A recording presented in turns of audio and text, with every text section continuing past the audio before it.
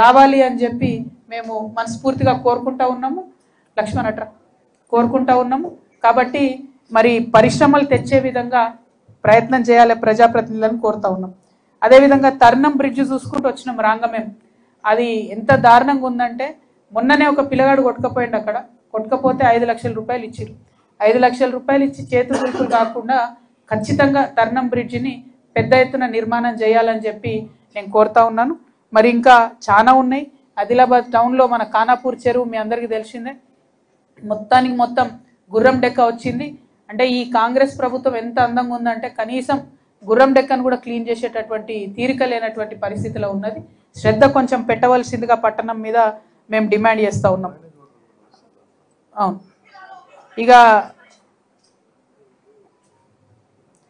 ఇక విద్య గురించి చెప్పుకుంటే ఇవాళ నుంచి ప్రైవేట్ కాలేజీలు అన్నీ కూడా బంద్ పెట్టినటువంటి పరిస్థితి ఉన్నది.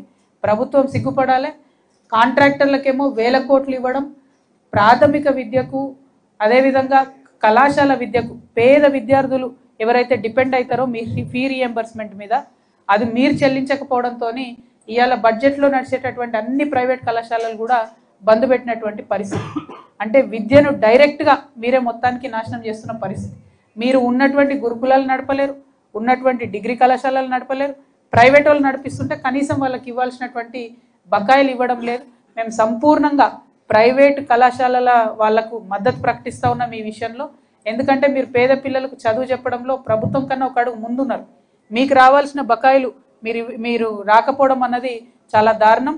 కాకపోతే ఏమాత్రం అవకాశం ఉన్నా పిల్లలకు చదువులు సెమిస్టర్ మీద ఎఫెక్ట్ పడకుండా చూడాలని కూడా ప్రైవేట్ కళాశాలల వాళ్ళని నేను కోరుతా ఉన్నాను. ఒక రోజో 2 రోజో సింబాలిక్గా బంద్ పెట్టి ఆ తర్వాత పిల్లలకు చదువు చెప్పడం కంటిన్యూ చేయగలిగితే పరీక్షలు రాయడంలో వాళ్ళకి ఇబ్బంది రాదు. కాబట్టి ఆ దిశగా ప్రైవేట్ కళాశాల వాళ్ళు ఆలోచన చేయాలి. మీరు బంద్ పెట్టుండ్రి, మీకోసం మీ తరఫున మేమందరం కొట్లాడతాం, ప్రభుత్వం డబ్బులు ఇచ్చే విధంగా ఫైట్ చేస్తాం. ఎందుకంటే నేను కౌన్సిల్లో ఆ రోజు గట్టిగా సీఎం గారు నిలదీసినప్పుడు ఆయన ఒప్పుకున్నాడు. ఫీ రీఎంబర్స్మెంట్ మేము ప్రతి నెల వేస్తామని చెప్పి ఈఎంఐ కట్టినట్టు కడతామని చెప్పిండు, కానీ ఆ మాట తప్పిండు. కాబట్టి ప్రైవేట్ కళాశాల మిత్రులందరూ కూడా నేను రిక్వెస్ట్ చేస్తున్నా, సింబాలిక్ 1-2 డేస్ బంద్ చేయండి, కానీ ఆ తర్వాత పిల్లల చదువులు ఎఫెక్ట్ పడకుండా చూడాలని చెప్పి నేను కోరుతా ఉన్నా. ఇక మా ఆడబిడ్డల గురించి అయితే చెప్పుకునే అవసరమే లేదు. 1 కోటి మందిని కోటీశ్వర్లు చేస్తా అని చెప్పిన సీఎం గారు ఇంతవరకు ఆ దిశగా అడుగులు వేయలేదు. మరి ఎక్కడో మహబూబ్ నగర్లో అక్కడ ఇక్కడ కొన్ని కార్యక్రమాలు చేస్తున్నామని చెప్తున్నారు, కానీ ప్రత్యక్ష ఫలితాలు అయితే మహిళలకు ఎక్కడ రాలేదు. కాబట్టి మహిళల్ని ఎంపవర్ చేసే దాంట్లో ప్రత్యేకించి ఆదిలాబాద్ లాంటి ప్రాంతంలో ఏ పరిశ్రమ లేదు, జీవనోపాధికి మార్గం లేదు. కాబట్టి సెల్ఫ్ హెల్ప్ గ్రూప్స్ని ఇంకా కాస్త ఎంపవర్ చేయాలని చెప్పి నేను సీఎం గారిని డిమాండ్ చేస్తూ ఉన్నాను. ఇక మందులు హాస్పిటల్ వ్యవస్థ గురించి ఎంత తక్కువ మాట్లాడితే అంత మంచిది. ఇక ఉట్నూరు ఉన్నది, దాన్ని 3 టర్మ్స్ నుంచి మేము ఎన్నిక పెట్టలే, ఇప్పుడు కాంగ్రెస్ వచ్చింది, వీళ్ళు ఎన్నిక పెడతలేరు. అది మున్సిపాలిటీ చేస్తామని చెప్పినాం, అట్లనే ఆపెట్టినాం. కాబట్టి దానిని ఏదో ఒకటి డిసైడ్ చేయాలి. ఇప్పుడు మరి లోకల్ బాడీ ఎన్నికలు ఎప్పుడు వస్తాయో ఈ మధ్యలో వచ్చే అవకాశం ఉంది, కాబట్టి డిసైడ్ చేయాలని చెప్పి నేను ప్రభుత్వాన్ని డిమాండ్ చేస్తూ ఉన్నాము.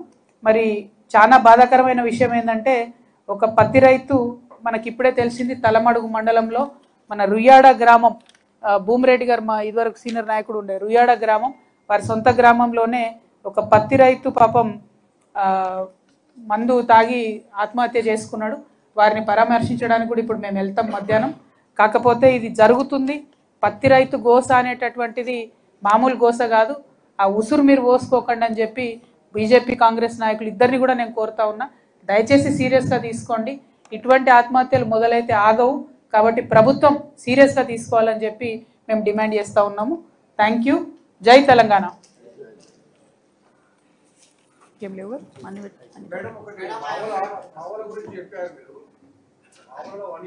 సర్వే నెంబర్ అన్నారా 181 ఎకర్స్ అన్నారు. మీరు ఎకర్స్ అని చెప్తున్నారు, సర్వే నెంబర్ 181 ఇది 181 ఎకర్స్. మా వాళ్ళ సర్వే నెంబర్లు కూడా ఉన్నాయి నా దగ్గర, బయట చెప్తే బాగుండదు, మీకు ఏమంటే ఇచ్చేస్తా, మీరు రాసుకోండి.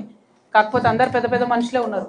నేనేమంటున్నా అంటే ఇది ఇంపార్టెంట్ కాదు, ఆడ 1000 మంది గోండులు ల్యాండ్ లేక భూమి లేక పాపం వసతులు లేక చచ్చిపోతున్నారు. వాళ్ళకు ల్యాండ్ ఇవ్వడానికి ఎందుకు మనసు వస్తలేదు? ఇటువంటి వాళ్ళకి దగ్గరుండి ఎంఆర్ఓలు అందరు కలిసి రిజిస్ట్రేషన్ చేసిర్రు, అది కరెక్ట్ కాదు, చెయ్యాలి అని చెప్పి నేను డిమాండ్ చేస్తున్నా. ఏదైతే కొమరం భీం కాలనీ, ఏ జాగృతి వాళ్ళు కూర్చోండి, ఏ శ్రీధర్ కూర్చోండి అందరు.